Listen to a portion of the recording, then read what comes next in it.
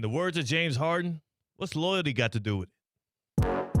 Live from the Anajar and Levine Accident Attorney Studios. The man your man could smell it. Theo Dorsey is theoretically speaking. But are you a different animal and the same beast? Streaming live on YouTube. You're gonna break up with me because of what I do on the radio? Here's Theo Dorsey. Good people. It is your boy Theo Dorsey. This is Theoretically Speaking. It is February the 12th, a Thursday, if you will. Not only is it February 12th, a Thursday, it's the day after the Seattle Seahawks championship parade. I am now a little over 24 hours removed from viciously getting one of my teeth pulled against my own will. And more incredibly, getting my bank account drained by a local dentist office. They're still getting me. They're still hitting me left and right. We also are gearing up for All-Star Weekend. The Miami Heat played their last game before the break last night. It was a bit of a dud, but it was a win for the Heat over the New Orleans Pelicans. There's a few more games out of the National Basketball Association tonight. And then we are on to the Intuit Dome in Los Angeles for All-Star Weekend in the NBA, which, by the way, growing up was one of my favorite weekends of the year. These days, sure, it has lost a bit of its luster, but that's not going to yuck my yum. Still going to tap in, still going to see as much as possible throughout Valentine's Day weekend as I celebrate anniversary part 2 with the wife out here in South Florida. It's going to be a good time. It's going to be a good time. C-Katt's on the other side of the glass on the ones and the twos. And yes, I appreciate you and Colin Russo for holding the fort down yesterday as I continued my journey in the scam seat of the dentist office. Yeah, we killed you this time yesterday. Yeah. We spent about 19 minutes talking about how you're actually not doing what you say you're doing. Teeth pulled, not happening. You're actually probably getting a bunch of pre-ops done in order to get fake teeth. Ooh. There is no way run-of-the-mill dentist work is this repetitive and this condensed. So we said, I think Theo Dorsey is lying to the good people and lying to his good teammates. I feel like if I was doing that, it would be a lot more simpler. The process would be easier. I would be in less pain, and it wouldn't take as many appointments. Like those guys, the dudes that do like the veneers and whatnot, that process seems like it's a little bit more straightforward, right? You go get checked in, they check it out, they tell you what you need, you come back. You sometimes you got to go overseas for it, which you're the one that took a turkey trip, not me, but I think that process is more straightforward. The roundabout stuff that they're hitting me for makes it feel like I'm scamming y'all. I'm getting scammed so hard now I'm being accused of scamming. Yes. That's how crazy it is. That's exactly what's happening. That's how it gets you, you know? Like, I feel like I'm scamming. You know what's funny, too? Because it's like how many times in 1 year, since the calendar year turned 2026, how many times have I had to take off of this show for a dentist appointment? We counted 4. That's crazy. It feels like I have a bit of shame even when I had to call our director of content, Brian McLevin-Rowitz, and tell him, like, yes, it's another one. Like, it almost does feel like I'm in on it. Like, what is this guy plotting? What's the worst thing that could have happened if you didn't get your tooth pulled yesterday? Oh, you don't understand, bro. I think I get the gist. No. Like, I have been living in agony. My tooth has been extremely painful. Like, it wakes me up in the middle of the night type deal. Last night or before then? 2 nights ago. Okay. Like, it did it, so it was, for a while, it was cool. That's the problem with this tooth. It was a problem tooth. It was on again, off again pain. And when it became unbearable was a couple of nights ago where, like, I woke up at, like, 2 a.m. and then couldn't fall back asleep because it was, like, that painful. It was ridiculous. I was popping pain pills, doing everything in my possible. You know, I brushed my teeth because that felt soothing for a second. Just the feeling, like, something about the brushing of the teeth motion is almost like, you know how sometimes you have pain in your arm, you, like, squeeze it? Some kind of sensation it gave me that it was like temporary relief. Brushed my teeth like 3 times. Nothing. It just was terrible. I brushed my teeth an extra time yesterday with you in mind. Thank you. I was like, you know what? I know that I'm usually a 1.5 times a day teeth brusher, but I'm going to make sure I get that second one in today. I can't begin to describe to you the dental journey I've been on, but it is finally coming to an end. I do have another one 2 weeks from now. See, no, it's not. Like, what are you talking about? Once you pull a tooth, you got to go back for a check-in to make sure everything's all good. That's it. Okay, so it's a check. It's a check. There's no more operations in my mouth. Are you going to get in a car accident on the way to and fro that prevents you from hosting Theoretically Speaking on a Thursday? We'll find out. Can't say no. Can't say yes. We'll find out. What I can tell you is this next appointment, I got it early enough to where I'll have a good heads up. I got like an 8 a.m. appointment 2 weeks from now, and I asked them specifically. I've gotten to the point now I know what questions to ask ahead of scheduling these dentist appointments. I asked them, number 1, am I going to be getting numbed today? Number 2, how soon after will I be able to talk? Is the pain going to be subsided when the numbness cools off after this dentist appointment? And this lets me know whether or not I'll be able to do the show. And I thought yesterday I would be able to, but boy, I will tell you, yesterday was miserable.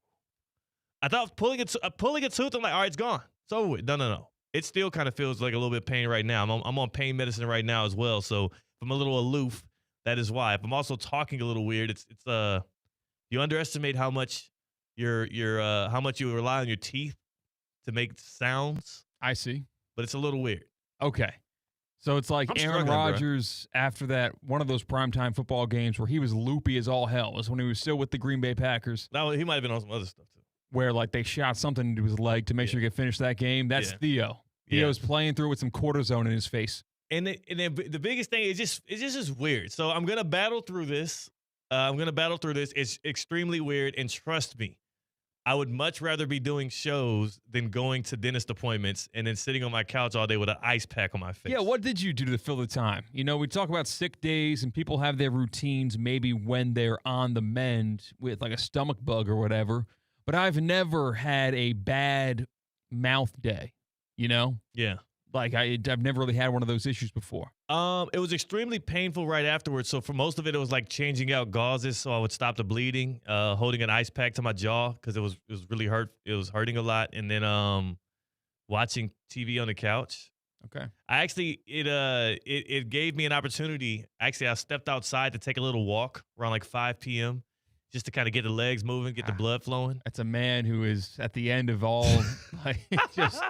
He exhausted all possibilities, and a man who's searching for answers who just takes a walk.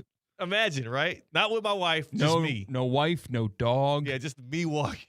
And you know what's worse? Ugh. It was actually around 4 o'clock when I took this walk. And the worst part about me taking this walk as a solo man just walking is there were like school buses like letting out kids. So now it's just me on these sidewalks where like groups of kids walk, and then just me.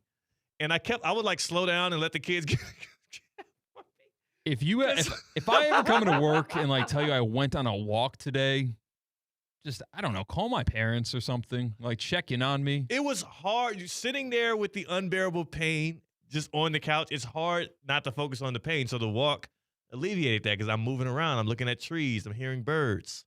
It's a good little walk. But on my walk, one of my neighbors saw me and he chuckled. And I'm like, "What's up, man? What's good?" He said, "Got tooth pulled today?" I was like, "What? How would you?" Like what? I don't know. So two things. Either he listens or the other assumption would be that I got punched in the mouth. Why else would I have an ice pack up to my cheek, though? Oh, I gotcha. I was walking with the ice pack. It was really that's painful. A little bit in everybody's face. Like we don't got to see that. Walking with the ice pack. Like, all right, dude. I had no choice. I tried. Don't take the walk. You said don't take the walk? Yeah. Keep it to yourself. Well, I wasn't looking for sympathy if that's what you're asking. Yeah, okay. I might as well put a bag of peas on your face. What? A raw steak. Is that what? Like I just got brutalized as a cartoon character? No, I needed to take a walk, and I needed to survive the walk. So you think I'm being a look at me guy because I have a ice pack? I was ashamed of the ice pack. Yeah. If you ever catch me taking walks, you've really got to check in on me, or like maybe it's an issue. Yes. What about your brick? Are you still? Have you gotten away from the? Yeah. So this device that I bought for $60 about 2 weeks ago locks your phone up on you, and like there is like screen time functions you can put in your phone that prevent you from opening a certain app at a certain time of day, or limit to a certain amount of time that you can use said app, and it's oftentimes used to prevent the doom scrolling on the social media apps. I bought one that has no workaround. Like there's no ignore and go back to Instagram, ignore and go back to other social media. No, you have to physically like type in a code where the function of what I bought. It's a good way to stay away from your phone. A lot of safeguards. I just watch more TV now. Oh, it's so a you lot just went healthier. to a different screen. Yes, big screen, small screen evil. I've learned. Yeah, and I've caught on to this. It's a big point of contention right now on the internet. The screen that you carry with you from point A to point B, wherever you go, that screen comes with you. That's the most evil screen. Yeah. The lesser evil screen is the screen you have in your living room. Right. It's a lot healthier of a screen. And then the least dangerous and the most healthy screen of all is the big screen in movie theaters. Oh, okay, nice. In terms of productivity and overall mental health and physical health, the big screen in the movie is the most healthy. The small screen in your living room is the second most healthy. And the least healthy of all and borderline detrimental to your health is your phone screen. Wow. It sounds like the cat has been reading. This reminds me of when we interviewed Tyler Hero, not this media day, but I think it was last year's media day, and he had just got the buzz cut. He was entering the season in which he was about to go on his all-star run. We didn't know it at the time, but he became an all-star that year. And the conversation we had with him, I was like, you read a couple books this summer, didn't you? Like, not to say, and I think it came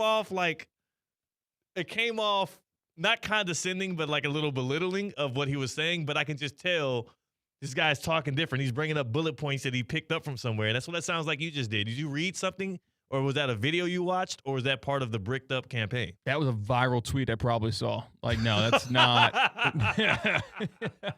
That's not a C-Katt original, but it's also not something I can take credit for a book that I read.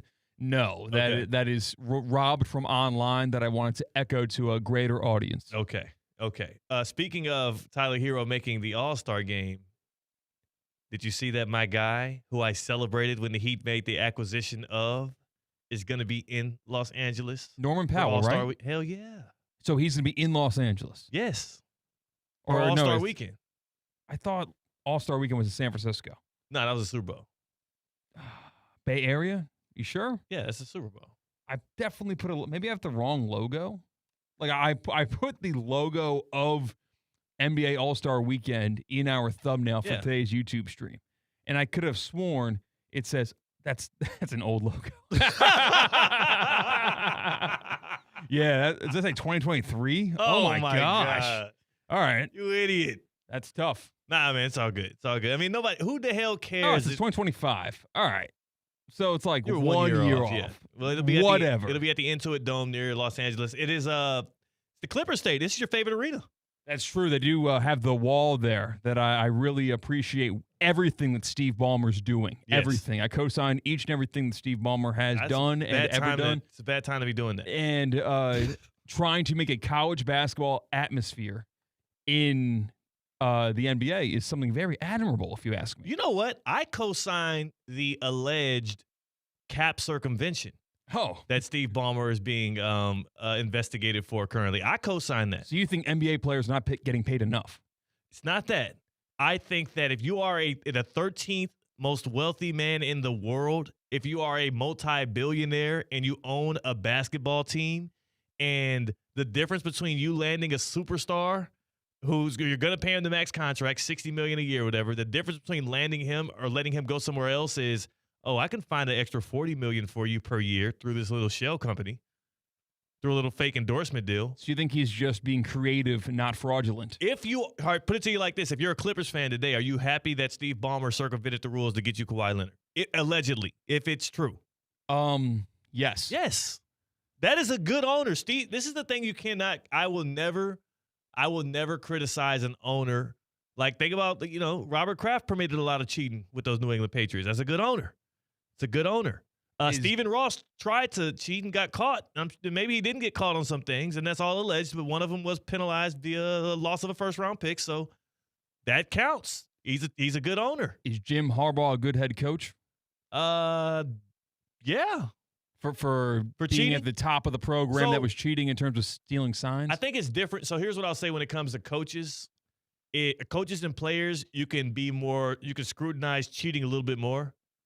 As for an owner who doesn't have any direct impact on the game and the integrity of the game itself, I would prefer my owner to be trying, the owner of a basketball or football team I root for, I would prefer them to be doing as many things as possible, teetering and or crossing the line to try and produce wins. I'm cool with that, especially when it means when you're Steve Ballmer and instead of being like the Bengals ownership and being so cheap that you're trying to pay less than the salary cap, he would allegedly, based on what has been uncovered between Kawhi Leonard, Aspiration, the company that has now gone bankrupt, and the Los Angeles Clippers and Steve Ballmer and the whole nine.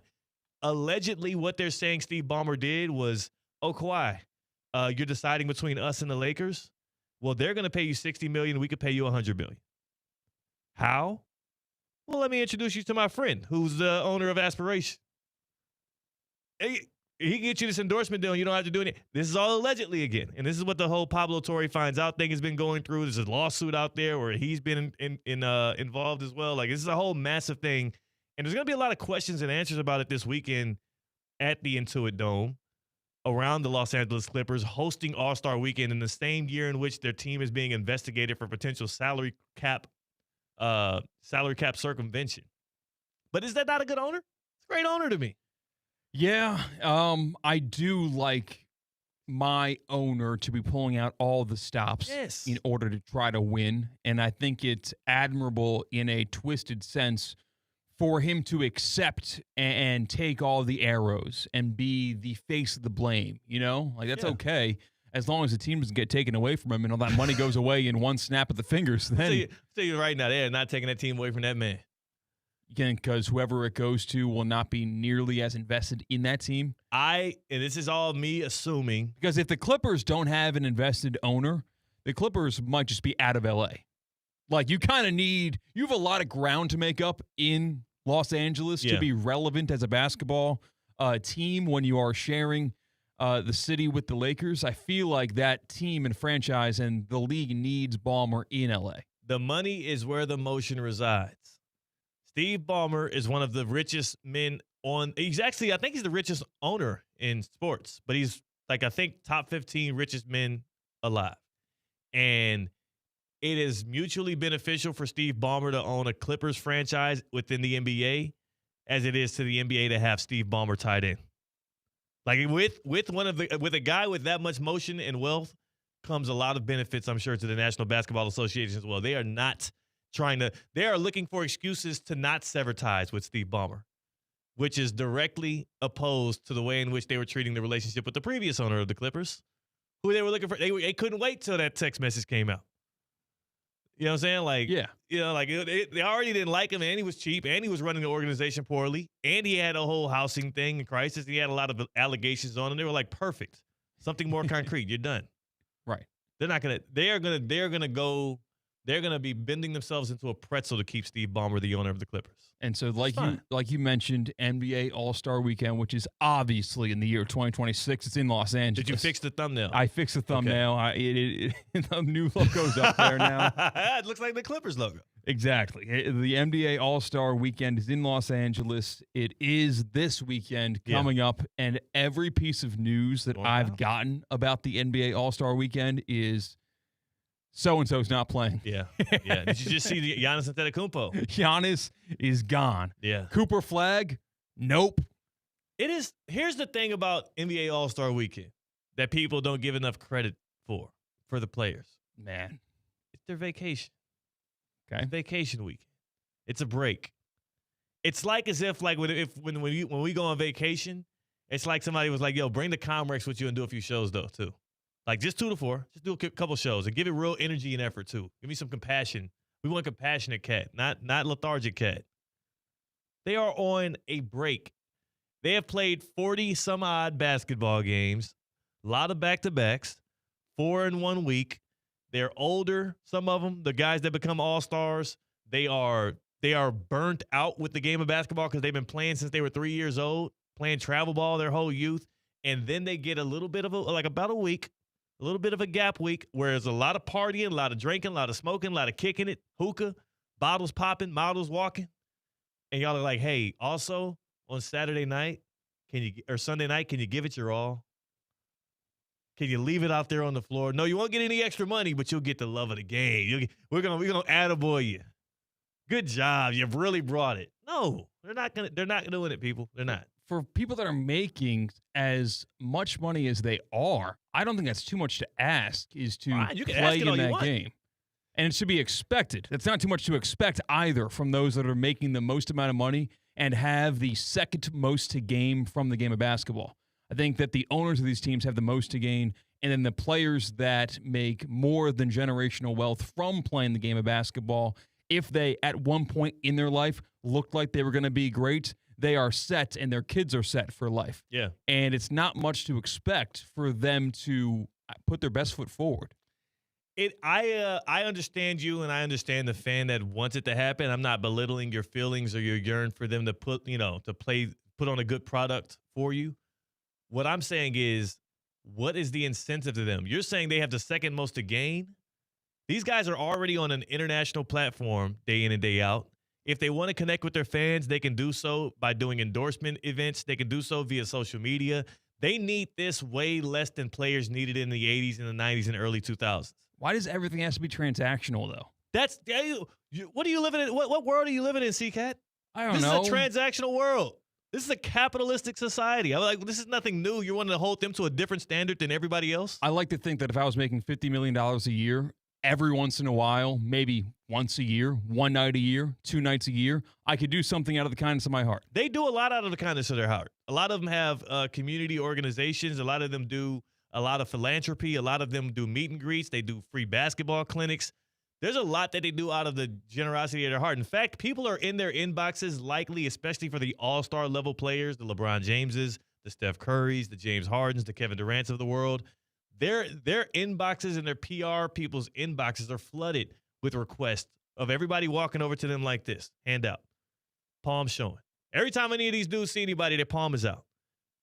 And y'all expect for this 1 week. I'm not saying you can't ask for it, but I would say curtail your expectations.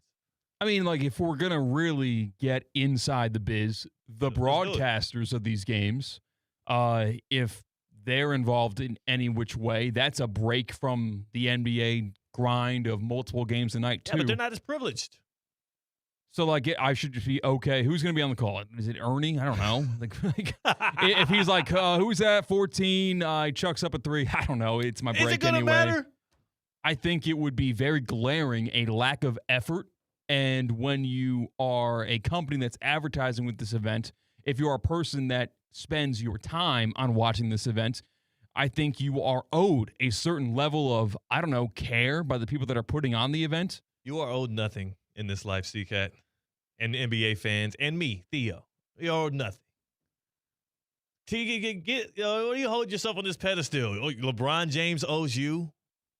At the very minimum, Cooper Flag, to do what he's paid millions of dollars to do to the best of his ability, because he's rewarded for being recognized as being one of the best. But guess who else doesn't get anything from these All-Star weekends? The NBA teams themselves. Do you think the coaches are like, come on, bro? You need to be hustling out there, die for the loose balls. No, it's incentivized for them as well to keep them healthy and fresh for the back end of the season. I don't think, you know what's funny, though? You know what's funny about the whole All-Star Weekend thing, which I'm not going to sit here and be that guy trying to fix All-Star Weekend. It's an old hack in sports talk radio and podcasting in general. But if we could find a way to hold these exhibitions in the summertime or in the off-season, which is way harder to structure and do, you would see actual real effort, though. Yeah. These guys aren't expected to play hard this weekend because it's their vacation. Let's go to their actual vacation and say, you know what? Out of Turks and Caicos, you're going to fly you guys over to Houston for a weekend. You're going to play ball then. Yeah. Come on. Yeah. I mean, no. Yeah. You think you're going to pull Nikola Jokic off of the horse track instead on the court? Not him. He's never going to care about it. Y'all just got to deal with it. But people find that endearing. People give that. Did Kevin Durant? Do we have the sound from Kevin Durant? Yeah, we do. And then, okay, for the nothing to gain for the organizations, the players, then let's have something to gain from this game, no? I like that. In terms of competitive balance, in terms of, okay, East-West home court advantage. You said it earlier. Does it all have to be so transactional? Yes, the NBA is a business. But so that is me conceding the fact that they won't just do something nice for America and for the world. No. America and the world ain't doing nothing nice for them. But here's Kevin Durant addressing the question of effort in the All-Star game. You should ask the Europeans if the world team if they going to compete. Because if you look at Luka Doncic and Nikola Jokic now, let's go back and look at what they do in the All-Star game. Is that competition? So we haven't questioned what they've been doing, but we're going to question the old heads and the Americans. But these two dudes out there, Luka and Jokic, they don't care about the game at all. These dudes be laying on the floor, they shoot from half court, but you got to worry about the old heads playing hard. I can read between the lines, bro. And I just think a lot of times, I'm just saying that I can read between the lines.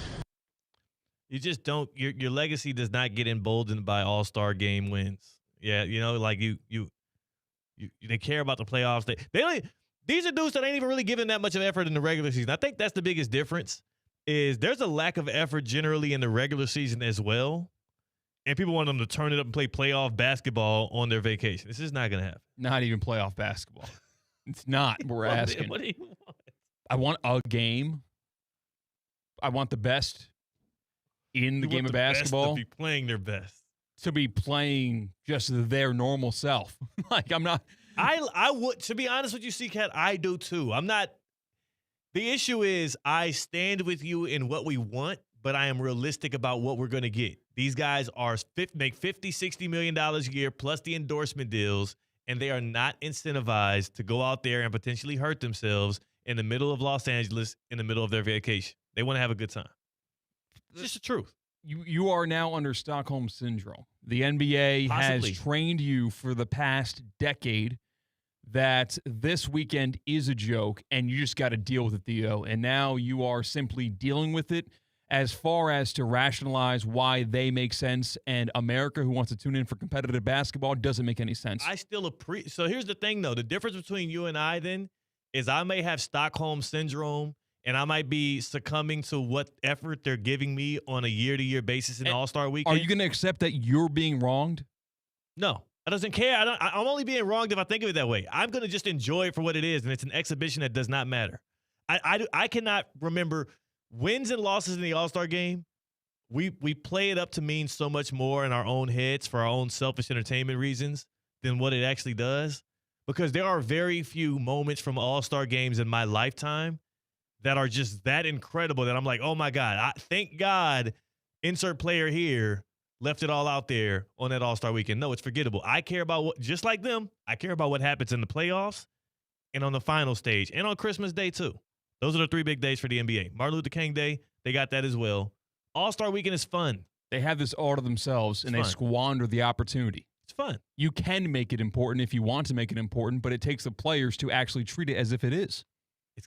We have to. All right, how about this? And the thing is, they don't care about, for 9 months a year, the people that talk about sports minus the 1% that really love this league, everything about it, no matter what, through thick and thin, bashing them because they're making $40 million to $60 million a year. Have you ever gone to All-Star Weekend in person? No. Great time. Nobody that goes to All-Star Weekend is complaining about the effort of the game. It's everybody that watches it on TV. Well, because you're also buying it tickets, and it's been broadcasted nationwide for many, many years, so you know what you're buying. Yeah. You can't blame the NBA if you willingly pay money for it. It's a party. It's a vacation. It's a celebration. It's a good time. It's good vibes. If I was seeing years of final score 104-101, the East beats the West on a Kobe Bryant game-winning three, or excuse me, a LeBron James game-winning three. Yeah. And then the first ticket I buy when the NBA All-Star Weekend comes to my city, the final score is 314 to 297. Yeah. Then I would be very mad about my All-Star Weekend experience. Still entertaining. Maybe you see some cool alley-oops, some cool moments. I don't understand why everybody gets on their high horse about this All-Star Weekend thing, but maybe I'm off base. 888-760-3776. I'm also the lone man in this office that enjoyed the Super Bowl blowout. So I don't believe you when you say that out loud. You can ask my wife, who was the only person there with me to witness it. I enjoyed it thoroughly. I was smiling ear to ear or something. I was jumping up and down. I was lit. I was like, I did a lap. I did a lap at one point. I did a lap on the pick six. I have no incentive to lie to you guys about this. 888-760-3776. 888-760-3776. Hit us up on the Baptist Health Hotline. Are you looking forward to All-Star Weekend? Or does the weekend need fixing? You know, they gave it new rules anyways. They gave it, you know, there's 3 teams. There's international versus American. Whatever, dude. They're not going to compete. It's not necessary. 888-760-3776. Hit us up on the Baptist Health Hotline. Welcome to Pro Level Orthopedic Care at Baptist Health. From sports injuries to everyday aches, our expert team delivers the same advanced care trusted by the pros. They can get you back in the game, get you back feeling good. Get your muscles feeling right. You know what? You're sore. You're aching. You don't have to ache any longer. Get back to the hobbies, the games, the activities that you love. Get back to the life that you love. And learn more at baptisthealth.net/ortho. Did you see the this year's promotion commercial for the All-Star game? Nope. Really? It's been stuck in my head all week. What is it? They did a remix of a song that I forgot the title to. But once you hear it, you'll be like, okay, yeah, I know that song. It goes like this. Oh, I have seen this. It's good. Yeah. Yeah. I still don't know what this song is, but it is catchy. Is it from a sitcom or something? Oh.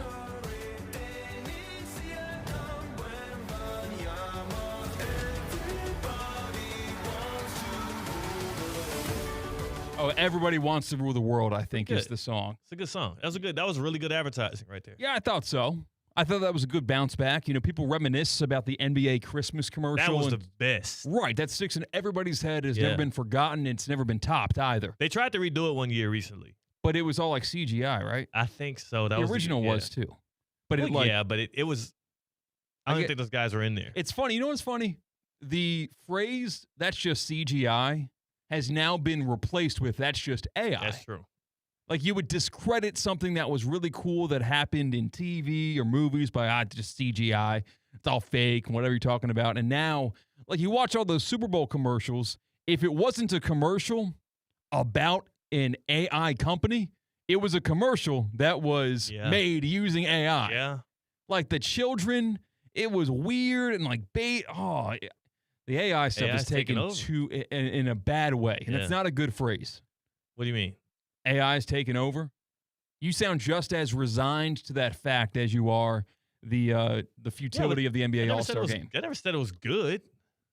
Okay. I mean, what am I supposed to do? You want me to get in the way of AI? I'm supposed to stop the train from on the tracks? We, the people. Can't stop a train. We, the people, can put our foot down. We should. So are we starting with theoretically speaking? Are we going to start a war on AI? I can't. I was about to say, watch what you say because we feed it. We signed an agreement.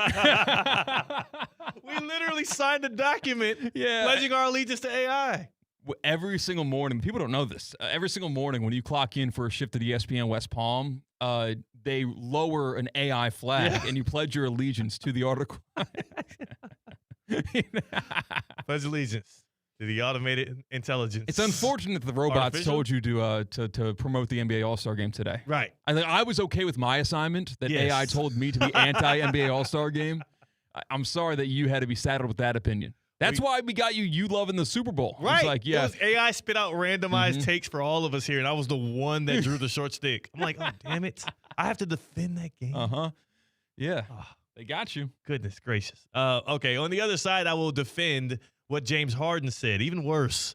Even worse when you find yourself siding with James Harden, but the guy had a good point. That is C-Katt. I'm Theo Dorsey. We're theoretically speaking on ESPN 106.3.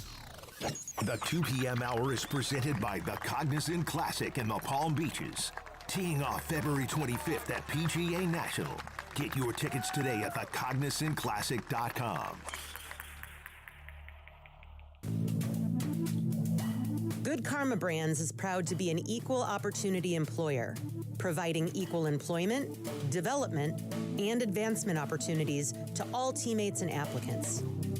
To learn more about careers with us, please send an email to talentacquisition@goodkarmabrands.com.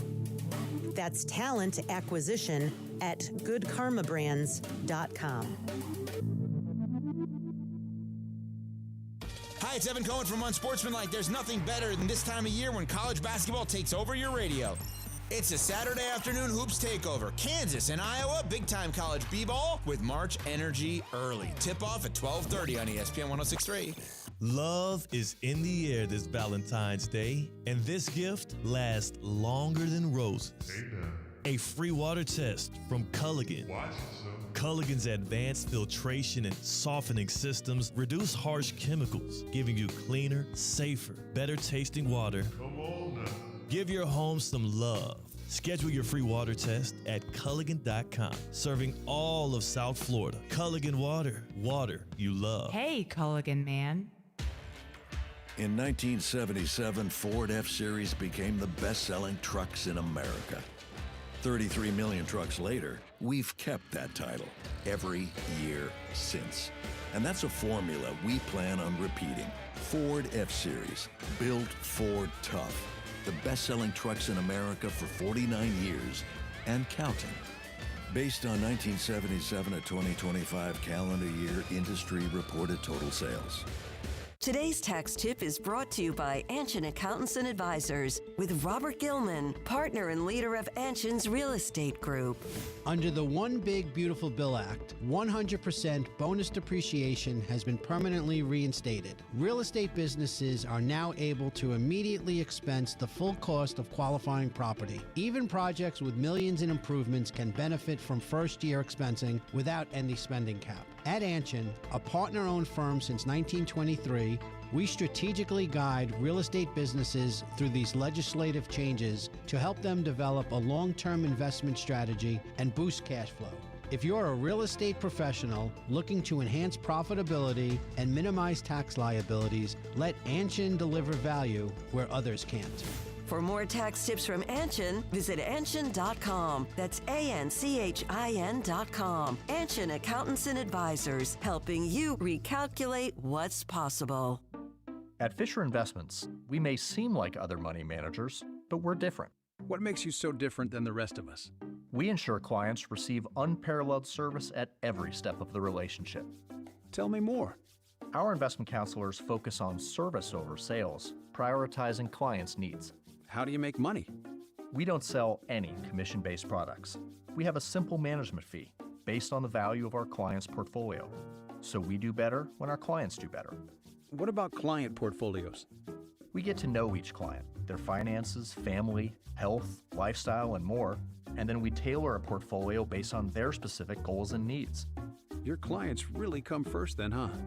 Yes, we make them a top priority. Our goal is helping them achieve a comfortable retirement. Wow, maybe we are different. At Fisher Investments, we're clearly different.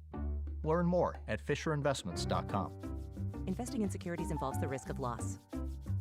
Business owners, are your employees driving you nuts? Is money tight? Or have you just poured your heart and soul into your business and now it's time to retire and just relax? At Transworld Business Advisors, they have buyers from all over the world ready to buy your business now. Call for a confidential conversation about your business's current value. 561-203-5121. That's 561-203-5121 or visit tworld.com today.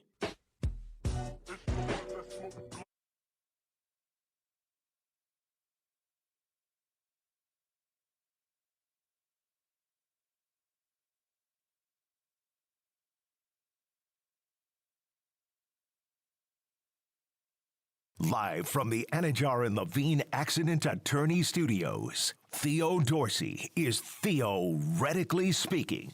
Streaming live on YouTube, here's Theo Dorsey. Back at that time of year, and it's knocking on your door. I'm not talking about your auntie who pulled up for the weekend. I'm talking about that Florida heat. It's about to show up every day.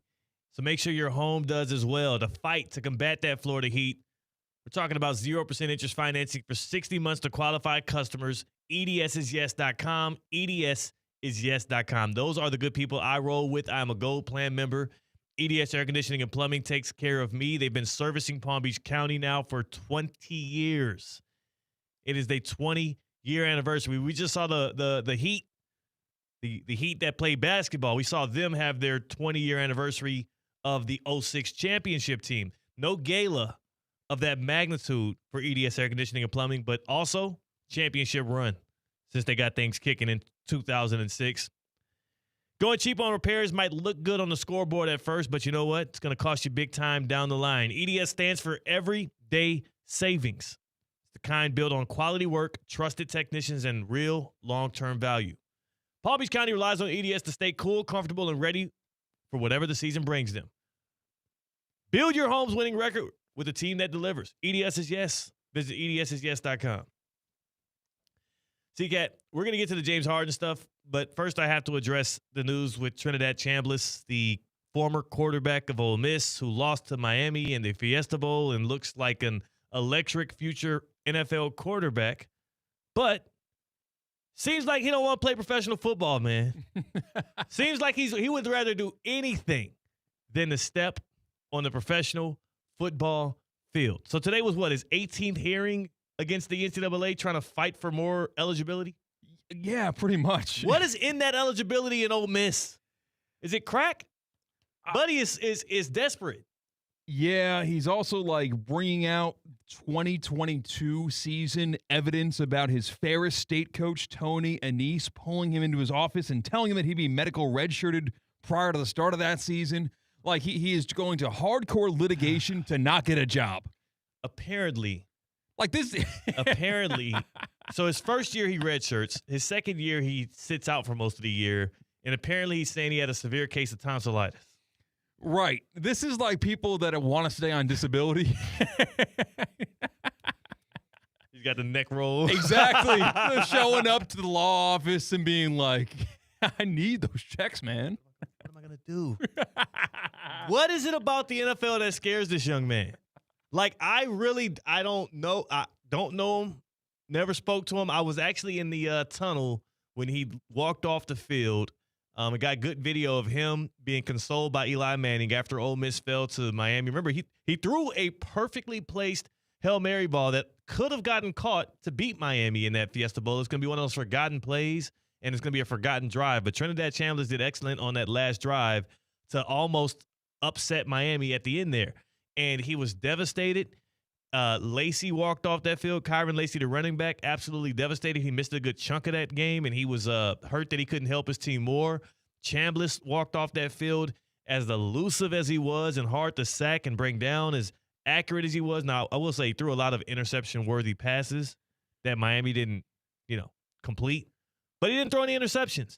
And he had a darn good game, and I think he can have a darn good professional career after an immaculate run. But what is up with what is Ole Miss promising him? That's the question. Right. We got to figure out. We have to figure out why is it that he is so hell-bent on one more year of college football when this quarterback draft is as weak as it's been in quite some time. Probably hasn't been so weak since the Kenny Pickett draft.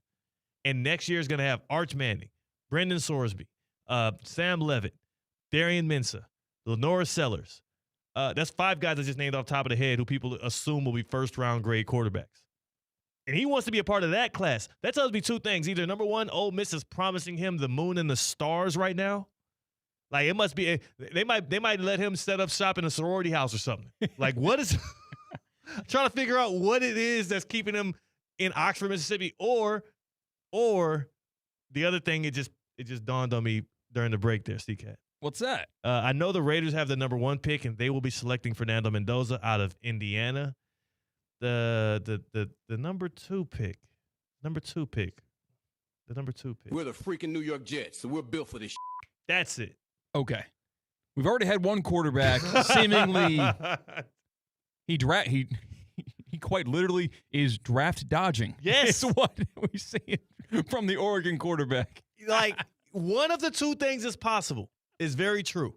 Either what Ole Miss is promising him is so good he don't want to play pro football ever, or he, like Dante Moore of Oregon, saw who was picking number 2 overall and was like, absolutely not. I know I'm finna have a good pro day. Wow. I am not trying to play my way into the number 2 pick. in the fragile world climate right now and talking about peace and the lack thereof, we thought that draft dodging would come back and matter a lot in the world, in this country, actually. Yeah, I've been trying to figure out how to do it. Don't tell nobody that. I've been trying to figure out caveats. But the actual rebirth of draft dodging is happening in the NFL. Yeah. It's actively. It's active draft dodging, and Chambliss is going to court. So when you think of the most famous televised court cases, Theo, what comes to mind? Got to go O.J. Simpson, even though I wasn't really, conscious for that one. But there's so many documentaries on it, and that's what I think about when I think about sports involved. True. I also think of, Palm Beach County resident, Casey Anthony trial. Was really big. I was watching that on TV in 2011.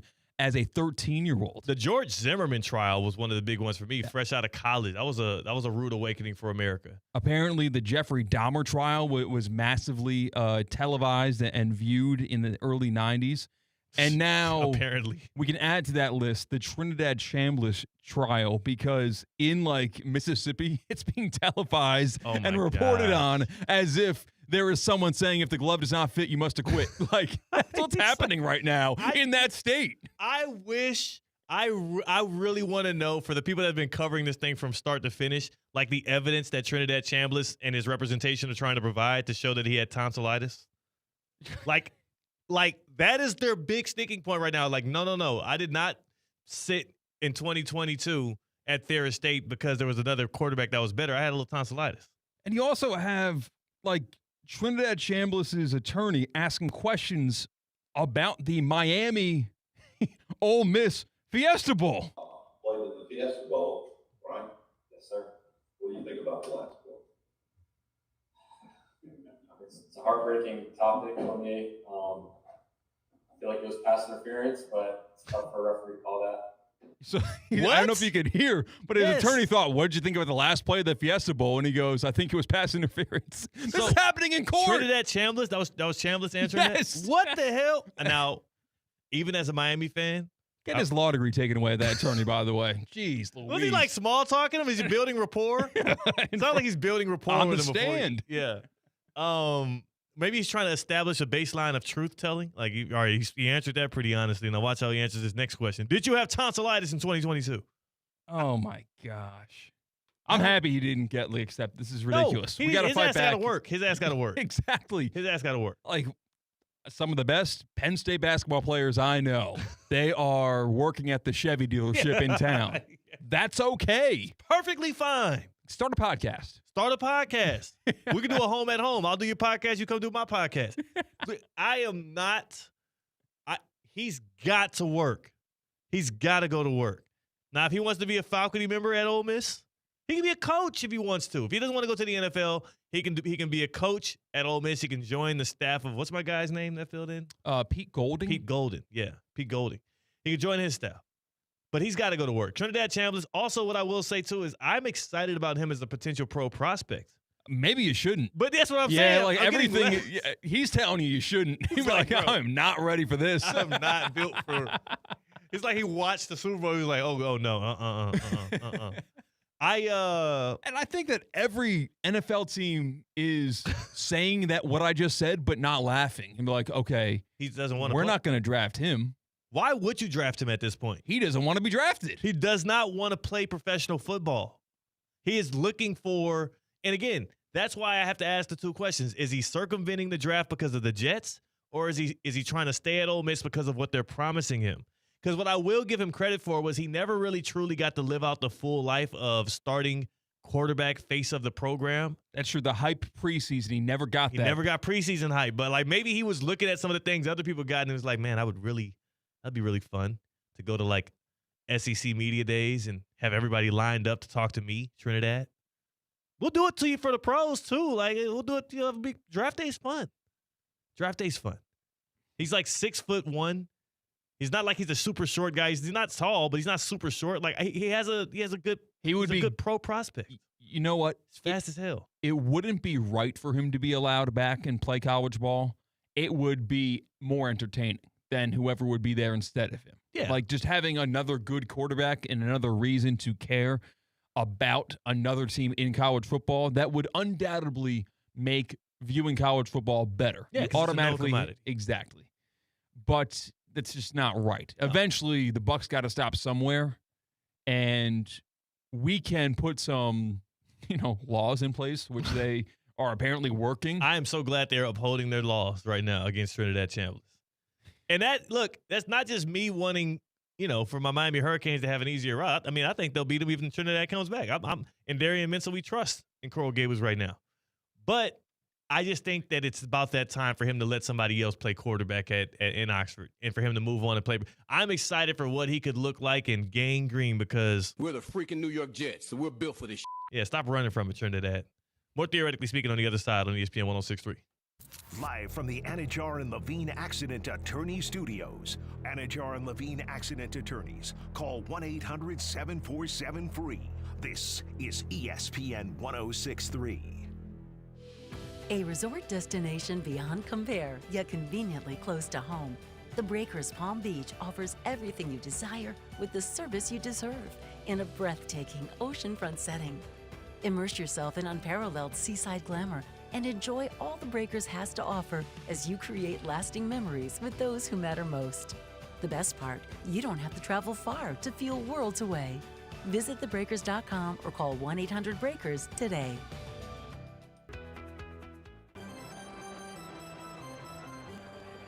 It's almost time for spring training baseball in West Palm Beach. Cacti Park at the Palm Beaches is ready for another incredible year with the Astros and Nationals. Watch top matchups all spring long. That's Cardinals, Phillies, Mets, Yankees, Marlins, Orioles, and the Pirates. Plus special exhibition games against Team Venezuela. Games start February 21st and run through March 22nd. Tickets are on sale now at cactipark.com. Don't miss spring training in West Palm Beach. Secure your seats today. At St. Lucie Battery and Tire, batteries came before tires. We've been selling and servicing all types of batteries for over 50 years.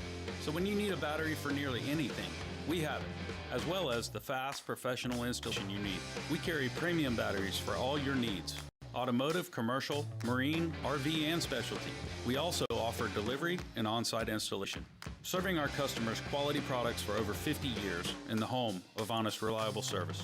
Go to slbt.com and book your next appointment. Hi, this is Scott Smith of Smith, Ball, Baez, and Prather, Florida Injury Lawyers. I have said it many times before, and I will continue to say it for many years to come. There is never a good time for a car accident to occur, and most certainly never ever a good time to suffer injuries in any type of an accident. The accident and its overall aftermath will usually cause pain, difficulty, and stress. Florida law allows accident victims to recover compensation for such losses, injuries, and damages. But such recovery is often not obtained easily and can require a lengthy fight with an insurance company. If you've been injured in an accident, call us now. Don't delay. The initial consultation is completely free of charge. The sooner you call us, the sooner we can put our experienced legal team to work for you. Don't hesitate or pause for another minute. Our experience, knowledge, and resources could be working for you just minutes after the call. If you've been injured, the lawyers at Smith, Ball, Baez, and Prather will help. Call us at 500-HELP, 500-HELP. With Smith, Ball, Baez, and Prather, help is just a phone call away. Offices Palm Beach Gardens, Boca Raton, and Port St. Lucie. Celebrate 10 years of the SWA Runaway 5K on Saturday, April 11th at 7:30 a.m. Run or walk on the beautiful SWA Greenway Trail System at the Solid Waste Authority of Palm Beach County. Individual, group, and virtual participants are invited to join the fun. All proceeds support the nonprofit Resource Depot with their efforts to inspire creativity and community engagement through the reuse of waste. To register and learn more, visit swa.org/5K.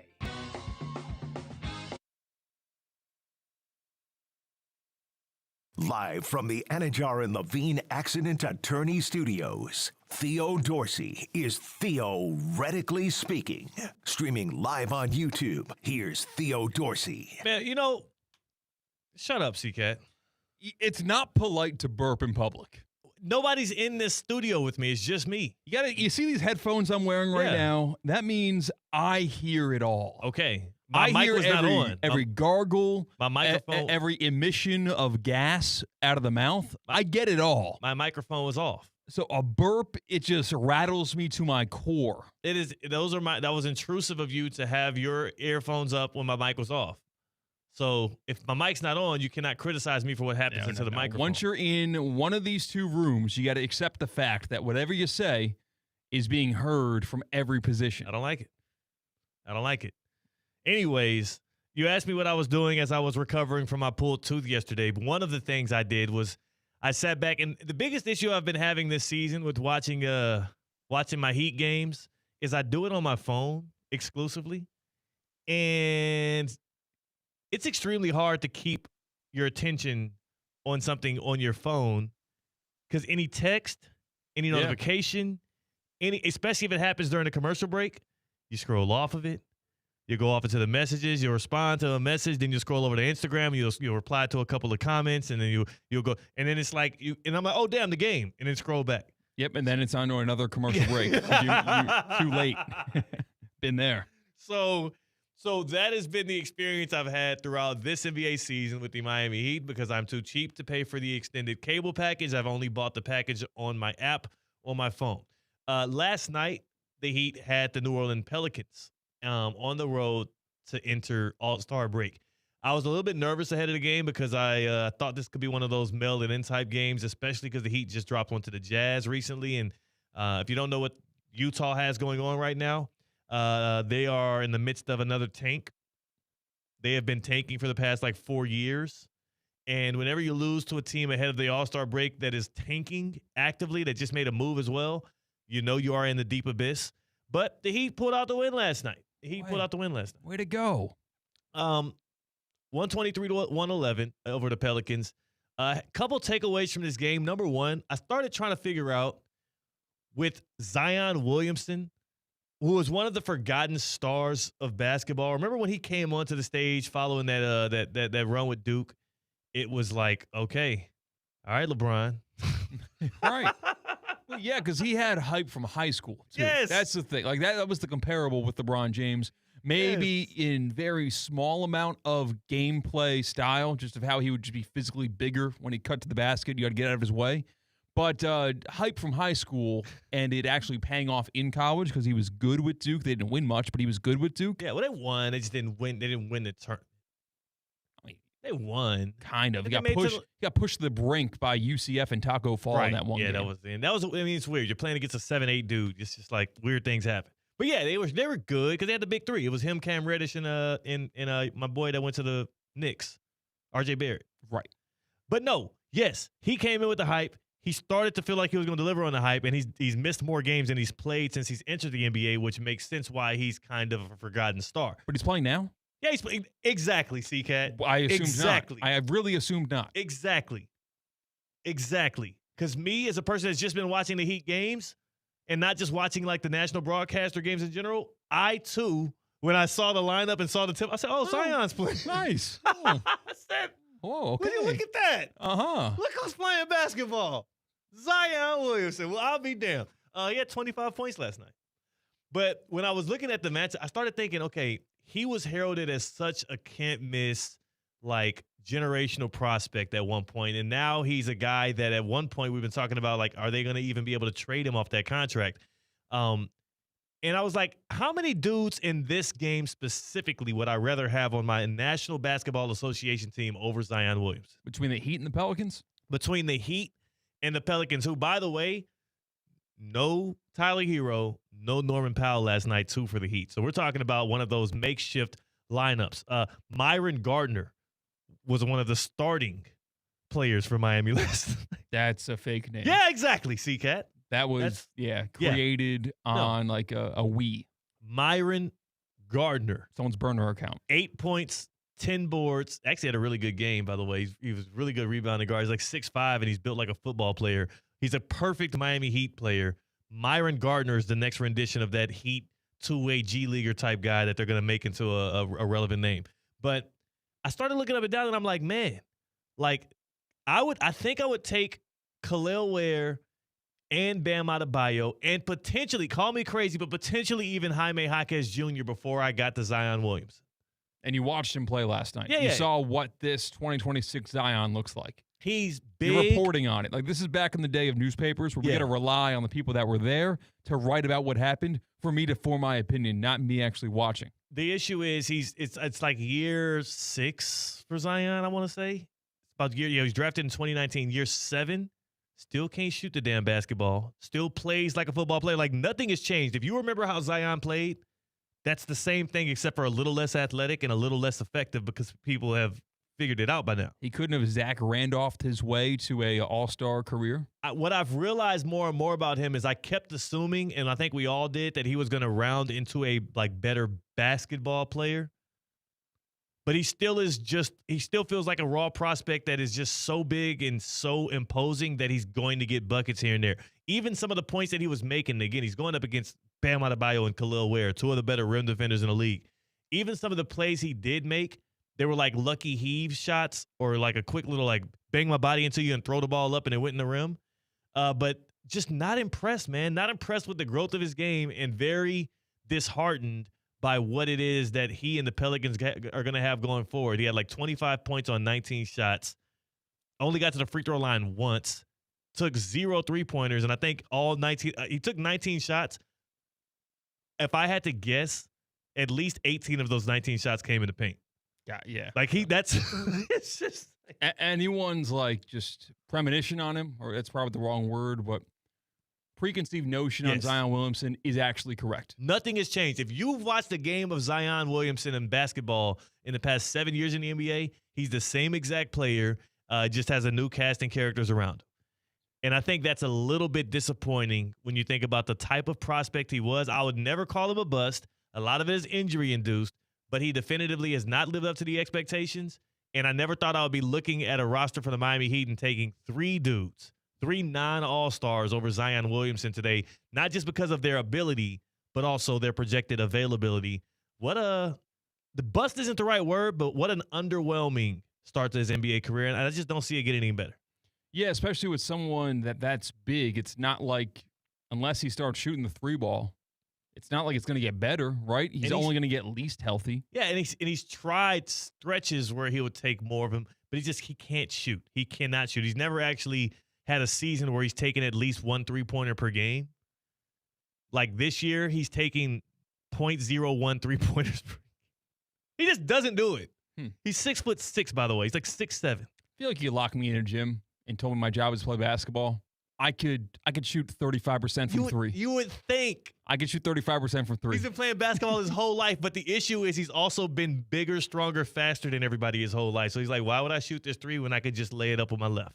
You just get to hire 3 or 4 dudes to close out defend on me every once in a while. So I'm not just shooting in an empty gym, but I'm actually being defended off the ball. Yeah. I think I could shoot 35% from 3. What I will say, too, though, for a full summer. It's just so stupid.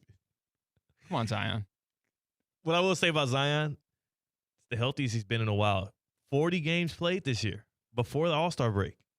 So 40 games played this year. He's on track to be eligible for postseason awards, right? He won't win, and he's only averaging 21 points and 6 boards. First step is getting your name in the hat. He's like, I'm available. Exactly. Guys, it's you me. can vote on him. It's Zion. You remember me? Nice. Is that what they say to you when you pull up to Kaiser University? Yes, that's exactly what they said to me today. Because I saw a couple of the coaches for the first time in a while, and the holidays were nuts, so our schedules didn't line up exactly. That's probably the case for you, too. The good thing for you is Kaiser is beginning new programs, and they haven't started yet. They run from February 24th through March 21st. It's a 4-week mini program to get you to be passable on the golf course. If you're not passable, to get you to score on the golf course. If maybe you're a single-digit handicap, but you want to get down to scratch. Whatever range of level that you are on the golf course, Kaiser can get you to better than you were before. Coach Evan, he's great. Coach Gabby, she's fantastic. And new Coach Christian, they're all fantastic instructors. Is that you? No, You're coaching? No, oh, no, this is somebody else. Different coach. Yeah. Okay. New to the program, actually. You should say hello to him. All right, well. If you want to work on your putting, your short game, if you want to work on maybe your game management, your prep, or just striking the dang golf ball, Kaiser can do everything for you and more. We're talking about these new 4-week mini programs. Again, they start February 24th through March 21st, and you got to be there because they got the best facilities, the best tools, and the best coaching in the area. It's right in West Palm Beach, Kaiser University. It's at KaiserGolfCenter.com. KaiserGolfCenter.com. Sign up today. Get your lessons going now because you're going to regret it on Saturday when you spend $125 on a tee time and you stop keeping score by the 6th green. Who are you talking to? Not talking to you in particular, Theo. All right, make sure. I'm talking to anyone who can resonate with deciding not to pick up that mini pencil from the mini pencil holder and write down the 9 on a par 3. That's what I'm talking to right now. You're going to regret if you don't get lessons sooner rather than later. KaiserGolfCenter.com. I was there earlier today. Chopped it up with Coach Evan, chopped it up with Coach Pete, worked on some things. I changed up my grip. I was strong. Now I'm going to weak, which none of the two is better or worse. But currently with my swing, I need to go to a weaker grip in order to strike the ball cleaner more often. So that's a little bit of update on me. Nice. I'll be playing on Saturday. Going to go up to Stewart and play some golf with one of our teammates here. Well, gotta love that. We'll chop it up on the other side. That's C-Katt. I'm Theo Dorsey. We're Theoretically Speaking on ESPN 106.3.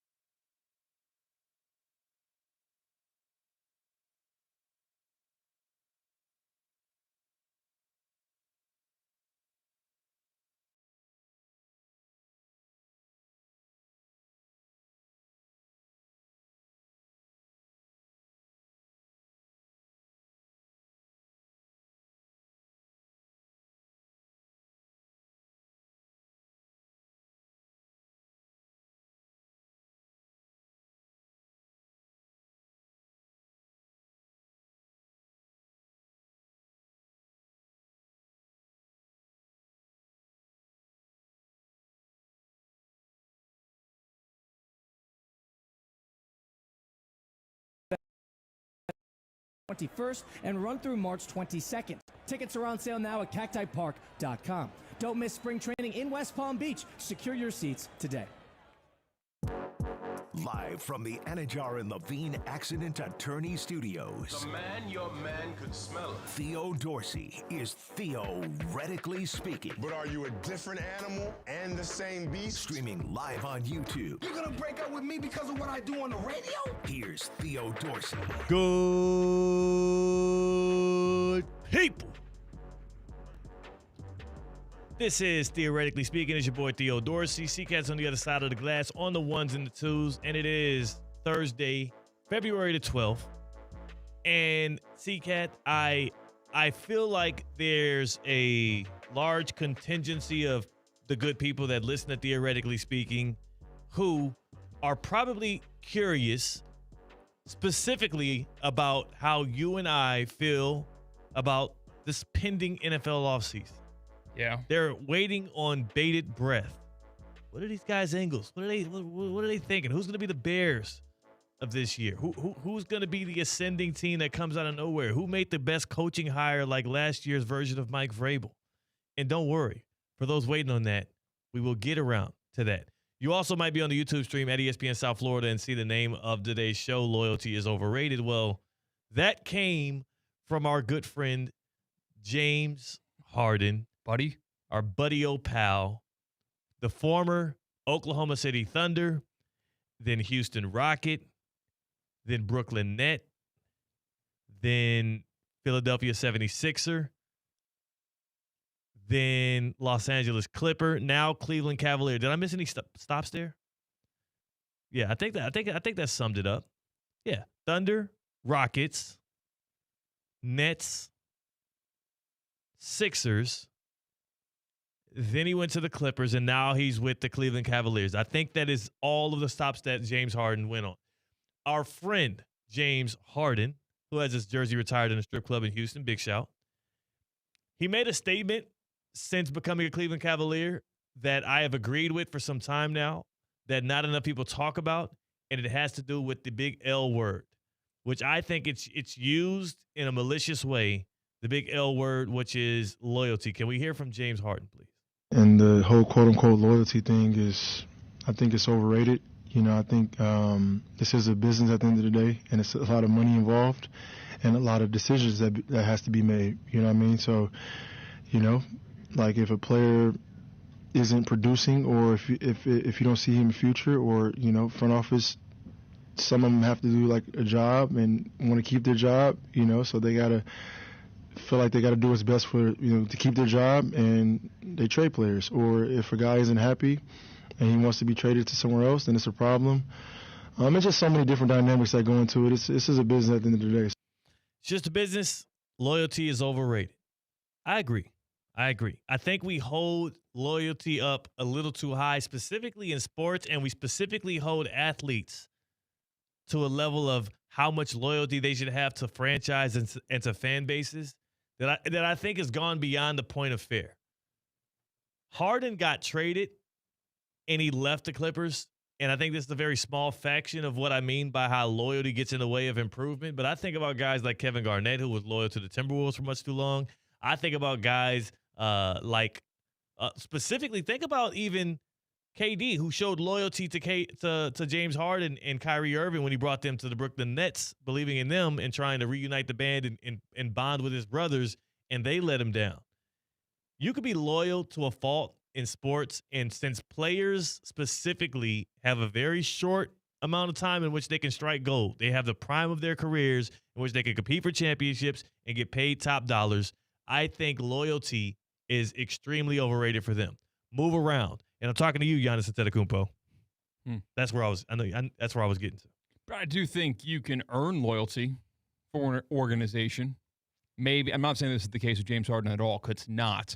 But if an organization sticks by a player when maybe there's off the court issues that maybe they could easily dispatch player for, because it'd be easier for them because on the court production is not nearly weighing for the off-the-court headaches that might be giving to certain programs, or maybe taking a chance on a player, drafting him in the second round, or maybe he looked like an undrafted guy, you almost feel a little bit more beholden to that franchise because they did take a chance on you, whether it be in free agency for a G League guy and you get given chances, given opportunities that were given to you as equally as they were earned by you. Yeah. I think an organization can earn loyalty from a player. But you shouldn't get tricked into that because a lot of organizations won't show you that same loyalty when it's time to come to the negotiation table. And our good brother, Mike Tannenbaum, who's a former general manager, will tell you that. Like, loyalty, I forget which philosopher it was. I want to say it was Machiavelli, but I don't want to be, misquoting somebody, especially somebody that lived that many years ago. But I believe it was Machiavelli who said loyalty is a lie. And for us to believe, and he kind of expounded on it by talking about how it like we talked about earlier, you can say and you can feel disgust about it that the world is transactional, but at the end of the day, it kind of is. In the business of sport, it is specifically transactional. If a team puts its trust or loyalty into a guy like Dak Prescott, it's not because they love and endear him. It's because of what he can do for them on the football field. Okay, so if someone describes themselves as loyal, do you look at that as a negative? No, it's not negative. It's a positive thing. But some things that are positive, especially if you commit too much of it, it can end up being negative because you can leave yourself vulnerable. Like, I do believe if Giannis stays loyal to the Milwaukee Bucks as fervently as it feels like he is, and then he retires with them and never ends up, competing at a high level in the playoffs again because of it, he'll be loyal to a fault at that point. No, I think one championship is so great when it's in one place with your whole career. No. I think one championship's not enough for a player of Giannis' talent. One championship in the same city and never putting on another uniform is so special. They failed him, though. Compared to playing in two other finals, maybe winning another finals in a different uniform. Yeah, I think it's a rarity, and it will be special. If you want to be special, you just stay a Buck your entire career, and you took a chance on competing again with that organization. It just feels like another level of control, a point of leverage. The word loyalty is. It is. It feels that way because we don't expect these franchises to then be loyal to the player. If Giannis was not good anymore and not worth the money, they'd amnesty him like they did to Damian Lillard. Like, I'm not going to feel bad for the power that the Milwaukee Bucks perceivably have over Giannis in your assessment because of his loyalty. Yeah. If you're making that much money, and I've done this 3 times in this show already. No, you're making so much money. I'm not talking about, though, take the money out of it. But yes, I guess you can. Take the money out of it, though, because I'm not talking about, of course, he can make as much money as he wants staying in Milwaukee. But when we talk about the game of basketball and him as a competitor, he cares about winning to a certain extent. Sure, that's why he's going to try his hardest with these Milwaukee Bucks.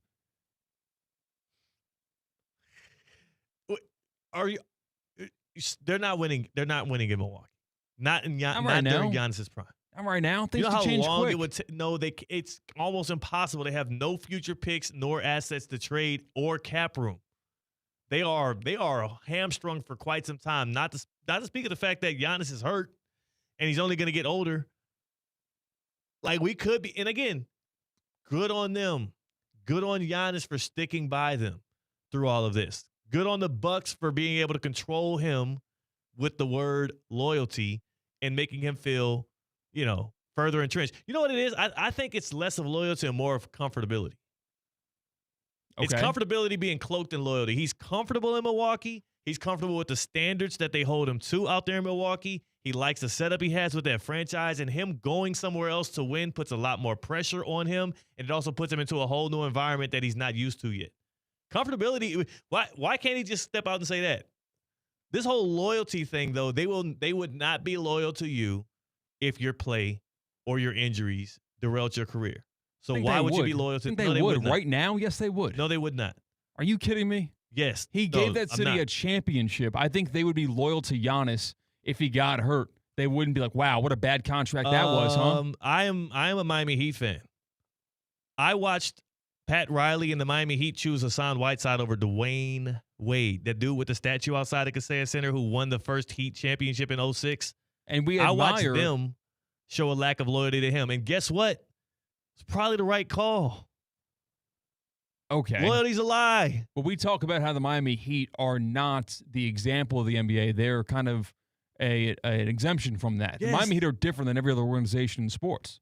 Like the greatest players, coaches, executives in sports, also one of the connective tissues to a lot of them, they show a lack of loyalty. They're loyal to an extent.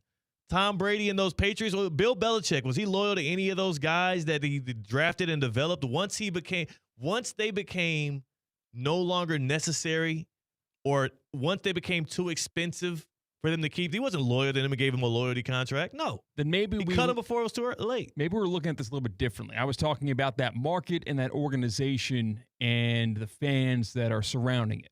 No one will ever want to get Giannis out of Milwaukee. I don't think they will. They're not going to want to push him out. And that's because of what he means to that market with relevance and entertainment value and competitiveness. You're not going to just print another superstar. But again, I thought the same about Dwayne Wade, and the Heat practically let him walk to Cleveland. Yeah, but again, that's the Heat. Or to Chicago.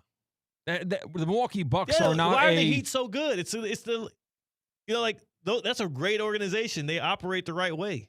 Okay, I could argue. Kevin Garnett would have never been a champion if he stayed loyal to the Minnesota Timberwolves. One of his greatest regrets, admittingly, in his career was staying loyal for too long. What's bigger, Giannis or the Bucks? It's tough. It's just, Giannis? I think I agree with you. Yeah. What's bigger? That feels disrespectful to say. Dwayne Wade or the Heat? And it's a really tough question because Dwayne Wade is the reason the Heat are what the Heat are now. Maybe when that decision was made, as you talked about Hassan Whiteside or Dwayne Wade, and they chose Whiteside instead, I think it was a tougher question to ask. But I think right now the Heat have been built to something that is bigger than any single star. And a lot of that is due to, like, Nick Saban was not very. He would hold them to that year-over-year scholarship, and he really severed some relationship with former players because of that. Not a very loyal guy. I just can't. I can't for the life of me. I hate to watch players feel beholden to that L word, loyalty, and I hate to watch them like. It feels like another. It feels like another point of control. It's like a little bit of It's like a little bit of power is being wielded over them. Oh, be loyal to. Oh my goodness! Well, what are the fans going? No. How about you go out and do what the hell you want to do? Because they're gonna do the same for themselves. We haven't even addressed why you're taking this stance on this topic today. I don't even know why it took me so long for it to dawn on me that you wanted Giannis out of Milwaukee just so that he would be in Miami. Like, I'm not even playfully omitting that from the argument. I didn't even think about it until now. In a day and age where player mobility is so prevalent that it's nauseating for many, including me, the one example of the one guy who's saying, you know what, here is good. Yeah. Here is good enough, and here might not be my best chance to win a finals, but it gives me a chance to win the finals. It doesn't give him a chance, though. It doesn't. He has zero chance to win the finals with the Bucks. He's in the top half of the league. He is. Him in Milwaukee is a top 15 chance to win the NBA finals. I doubt it. No. And the rest of his career, yeah. Maybe not this year, of course. It's going to take some time. Like, it's going to take 2 or 3 years, and he has calf injuries right now, and those can turn into an Achilles. He could lose a season of his prime. He's going to be 33 next year. I'm just saying, like, time is ticking. I'm also saying this because it's not just me, right? You're saying what he's done is enough. He is the one that continues to fake like he's holding the Bucks' feet to the fire, and he's the one that acts like he still wants to compete for championships and whatnot. My thing is, don't talk out of both sides of your mouth then. Just tell us the truth. You're comfortable and content playing for this franchise the rest of your life, and also, if you never win another ring, won't really bother you that much because you stayed true, you stayed loyal, you stayed down. Yeah, see, you're saying another ring. One ring is great. Oh. One ring is good enough. Like, it is. All right, so put Sam Darnold in the Hall of Fame. We agree. In terms of career fulfillment in thyself. How about that? We agree. Sam Darnold, future Hall of Famer. One ring is enough. Hashtag C-Katt 2026. Is loyalty overrated in sports? Is loyalty overrated in sports? To me, it definitively is. We got to stop holding players to this imaginary loyalty. Like my boy Machiavelli said, I'm going to have to look it up in the break to see if it was him. Loyalty is a lie. You sure it wasn't Magellan? But when you say Magellan, I think about the Magellan commercial. Remember? I don't even know what that means. You don't remember that? No, I'm thinking of the Worldwide Explorer. Yeah, the dude that went around the world and all that. You don't remember the Are You Gelling? No. The Dr. Scholl's commercials. All right, now it's connecting. Yeah, you gelling? I'm gelling. Very good commercials. That was great commercials. We talk about great commercials. How about this? Number one is loyalty. Is loyalty in sports overrated? Also, how about just a great nostalgic commercial that you can remember, like, Are You Gelling? Ooh, okay, yeah. Just give me your favorite commercial. Favorite commercial as well. Let us know. Hit us up on the Baptist Health Hotline, 888-760-3776. 888-760-3776. I used to love those. Are you gelling? I'm gelling. I'm gelling if you gelling. I don't know if they said that. 888-760-3776. That's the Baptist Health Hotline. Tap in with the good people on this Thursday and step into pro-level orthopedic care at Baptist Health. From weekend warriors to seasoned pros, our all-pro team delivers. The more I say pro, the more Trinidad Chambliss like shivers. Oh, no. Don't say me. Don't worry, Trinidad. They also treat amateurs, and they will welcome you to being treated like a pro. The advanced care that you deserve, it's right there at Baptist Health Orthopedic Care. Get back to doing what you love most. Tap in with the good people. Do not suffer any longer. Learn more at baptisthealth.net/ortho. baptisthealth.net/ortho. 888-760-3776. The Baptist Health Hotline. Are you gelling? And Magellan. What was my guy's name? Magellan's a one-name guy. Magellan. It was something Magellan. Yeah, I don't have the first name. Yeah. Well, you know, Christopher got the whole thing. Magellan just got one. I've got a first name of this guy. His name's Paul. Paul. He's calling in from Jupiter. Paul is in Jupiter. Paul is on Theoretically Speaking. Paul, are you gelling? I'm gelling like Magellan. There it is. Yes. I do remember the commercial. Thank you. Thank you, Paul. Thank you, Paul. How you doing on this Thursday, man? You got a commercial for us? Oh, yeah, I'm fantastic, man. I just got done with work, so, life is good. Amen. Greatest commercial ever. There's not even a second place compared to this commercial. And now, to find it, you have to go on YouTube because it only aired once on regular TV. It was the Kmart. I'm going to say this. I'm going to spell the word so you know I didn't say it wrong. SHIP, my pants. Okay. Ship my pants. Thank you. That's great. You're a radio veteran for that. And so they pulled it for that reason, that it was like risque? Yeah, it kind of comes across like if you say it fast enough, it kind of sounds like, the inappropriate version. I think I've seen this one. Did this air during the Super Bowl? No, this was probably about 10, 15 years ago. And it came out it was right before the holidays and such. And it was convincing people you could ship anything that Kmart had to your location. So it was kind of a Amazon before Amazon sort of thing.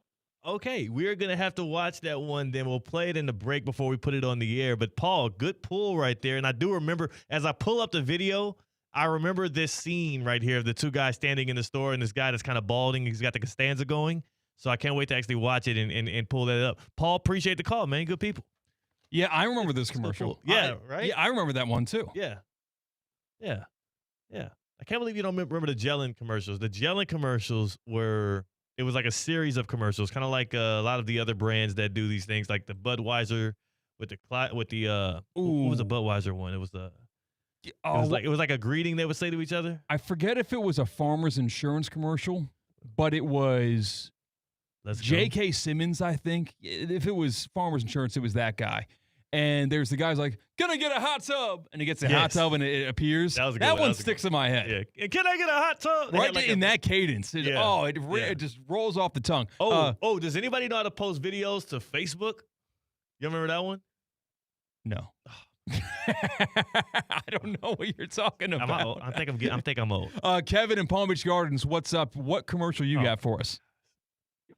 Hey, it's hey fellas, how y'all doing? It's Kevin, #1 Carson Beck supporter. I don't know if you remember. Yeah. Hey, he needs him these days. He does. He's a good guy. He's a good guy. Number one commercial I remember my entire lifetime was early 2000s E-Trade baby commercials. Specifically, the lottery ticket one. That was the greatest commercial. I still quote it to this day. Nah, yeah, the E-Trade, that's a good call right there. I think that campaign, did that one start at a Super Bowl as well, or maybe that was just the one that carried over through them?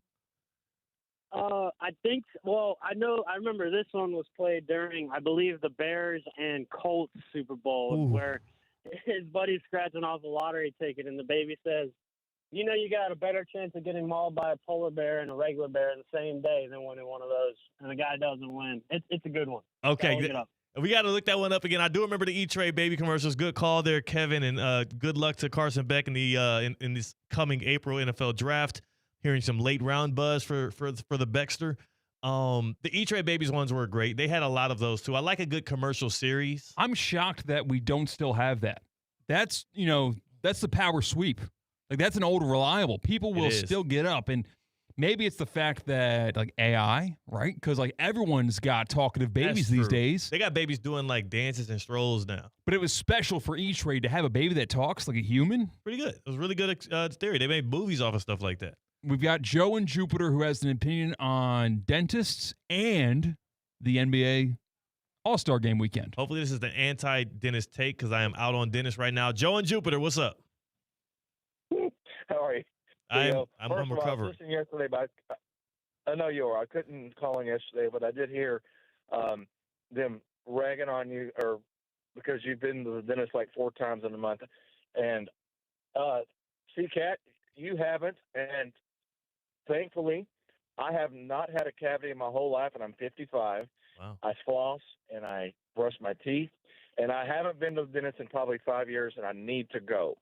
But there's no problems, there's no pain, and I'm sorry for your pain, for whatever you're going through, and I hope that it gets better for you, because I need to go. Thank you. Wait, all right. Yeah, that was going to say, like, Joe specifically mentioned when I picked up the phone that I've got something on dentist for Theo. It was just saying my teeth are perfectly fine and yours not. That's what's up, man. Hey, you know what? You got that over me, Joe. No, I didn't say that.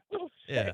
You know that. I got a hole in my mouth right now, and he's dunking on it. Joe's lashing out because Cooper Flagg's not going to be playing this weekend in the All-Star game. Is that why you're sour, Joe? The thing I heard this morning, he's got an ankle sprain, and I was looking forward to see him tear up the Rookie Stars game tonight, or whether tonight or tomorrow. And then, and I'm a baseball card, or I'm a sports card collector, so I've invested heavily in his cards, which is going to be fine because he's going to be the Rookie of the Year. And his cards are going for thousands. I don't have any of those yet, but I was ashamed to see that. But he's tearing up the league. I've heard from a couple of people, one here in Jupiter, Florida, that actually trained or know someone that trained him in Georgia or somewhere, that is the best athlete he's ever seen training since LeBron James. What? Now, Joe. Whoa. Joe. He said since. Joe is in Jupiter. We talked about Zion. Joe is hyperbolic. Is that a hyperbolic take? Joe's connection's hyperbolic. What do you mean? Like, Joe didn't say that. Oh, it's Joe heard someone say that. Okay, you're right. Greatest athlete he's seen train since LeBron James. Now, does he mean by work ethic wise, or does he mean like, oh my God, hell of an athlete? This dude reminds me of LeBron. There's got to be some Alabama defensive ends. Yeah. Chase Young, obviously not Alabama, but Ohio State. I thought Chase Young was going to be the greatest athlete I've ever seen before, and he has kind of faded into obscurity. Something about those freak defensive ends that come out of the NFL draft. I also think of Jadeveon Clowney. Right. They always disappoint in the league. Who was Mario Williams? What about Alabama running back Bo Scarborough? Bo Scarborough was the biggest dud in the league based off of what we thought he was going to be, because he was a freaking machine in college. Borderline, I mean, like visually, but he didn't like win any awards in college. Yeah. Like more so, like he looked like a because they did the coin toss picture next to Mark Ingram. Yes, no, that was Derrick Henry. Are you sure? I believe so. I think he looks big against Derrick Henry too. No, he does. He does. But the picture was it Bo Scarborough? It was Bo Scarborough next to Mark Ingram. That would make sense too, though. Yes. Yeah, I'll look it up. We'll look it up. We'll look it up. But no, you're right. You're right that the dude was absolutely he was a machine. He was a machine. And that is it didn't work out so much in the NFL. So one thing that happens though is sometimes when you're bigger, stronger, faster than everybody your whole life, you tend to not need as much skill to get by and to win. And then when you get to a league where everybody is bigger, faster, and stronger, it becomes harder to win. And you have to rely on that skill that you hadn't been refining your whole life as much. It happens all the time. It was Derrick Henry. I didn't want to be that guy. Okay. They were the same number. I didn't realize Henry was 2 in college. That's your guy, too. I know. You act like that was your guy back then. Oh, man. You know what? My people are the good people at Winter Equestrian Festival at Wellington International. And boy, do they have a treat for you this Valentine's Day Saturday night. Saturday Night Lights theme this weekend is the $150,000 Peter Weatherhill Hunter Spectacular. And don't be scared off by that price. That is what they are competing for. No. Admission is free. General admission is free. Doors open at 6 o'clock for the $150,000 Peter Weatherhill Hunter Spectacular. We're talking about a unique form of Saturday Night Lights, this time an elegant competition on Valentine's Day. It's devoted to the tradition, precision, and artistry that defines top-level hunter sport. It's featuring the finest hunter horses and riders in North America. Every round is judged. The atmosphere is refined and unhurried and allows spectators to fully appreciate the subtleties of exceptional horsemanship in a calm, elevated setting. General admission is free. Perfect Valentine's Day opportunity for you and your significant other. Just visit WellingtonInternational.com for more information. WellingtonInternational.com. Bring a friend. General admission is free. Saturday Night Lights at Wellington International for Winter Equestrian Festival. Yeah, that was Derrick Henry. Big dog, Derrick Henry. And didn't we ask Mark Ingram about that when we had him on the show? No, we forgot to. We meant to. That's what happened. We didn't do our job. That was the confusion. He was talking all that crap. He was talking all that crap about Miami. Still never forgive him about that. More Theoretically Speaking on the other side. That's C-Katt. I'm Theo Dorsey. We are Theoretically Speaking on ESPN 106.3. Live from the Anajar and Levine Accident Attorney Studios. Anajar and Levine Accident Attorneys. Call 1-800-747-FREE. This is ESPN 106.3.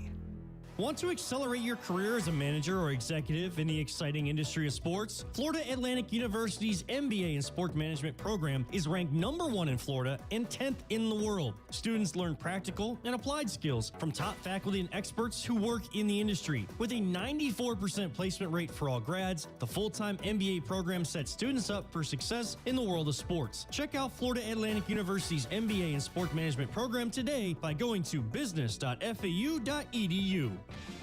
Tired of being sidelined by a sports injury? Get back in the game with Baptist Health Orthopedic Care. Whether you're a professional athlete or even a weekend warrior, you can get back to doing what you love with our compassionate orthopedic team. Experience a new level of care and get back to your best. Welcome to being treated like a pro. Make an appointment today at baptisthealth.net/ortho or call 833-556-6764.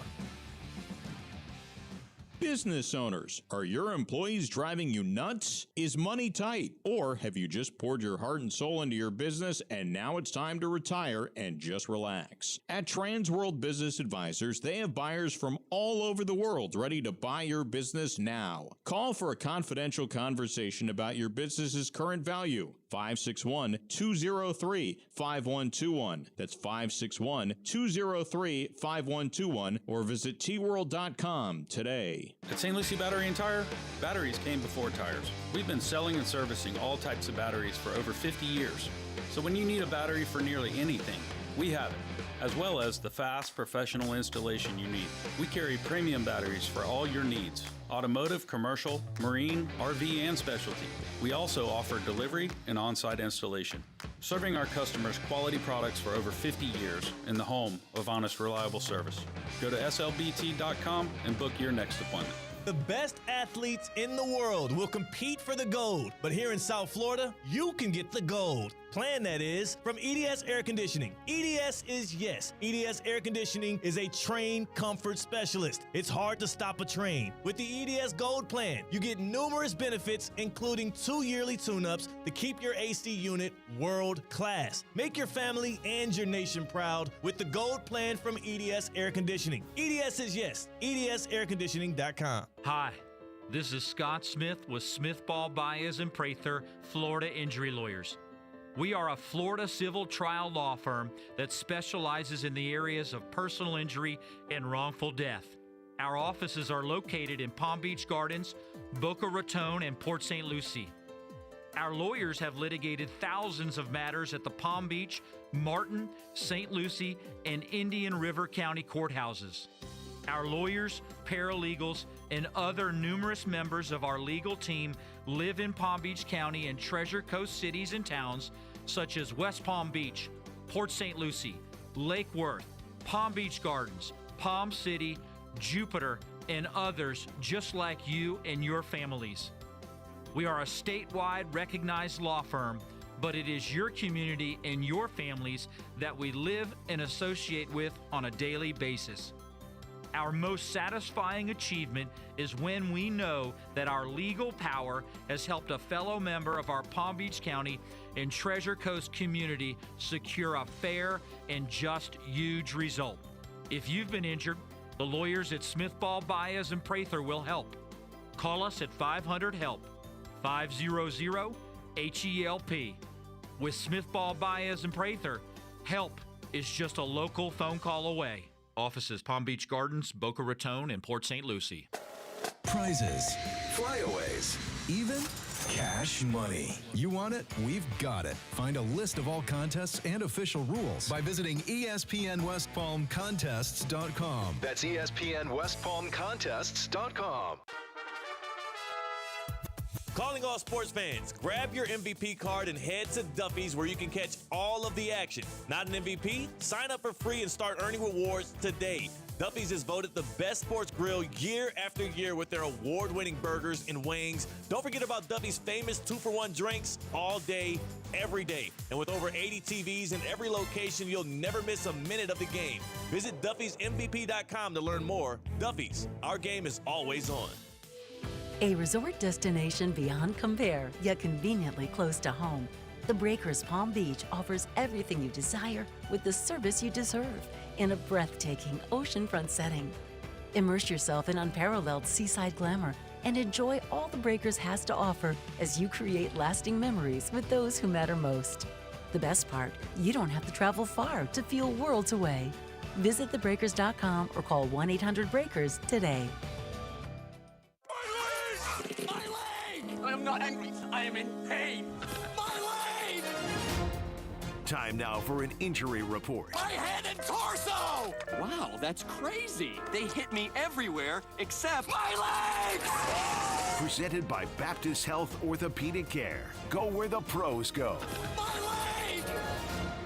When it comes to the NBA All-Star game, it will not be Giannis Antetokounmpo suiting up, but De'Aaron Fox, as Giannis is out with a calf strain.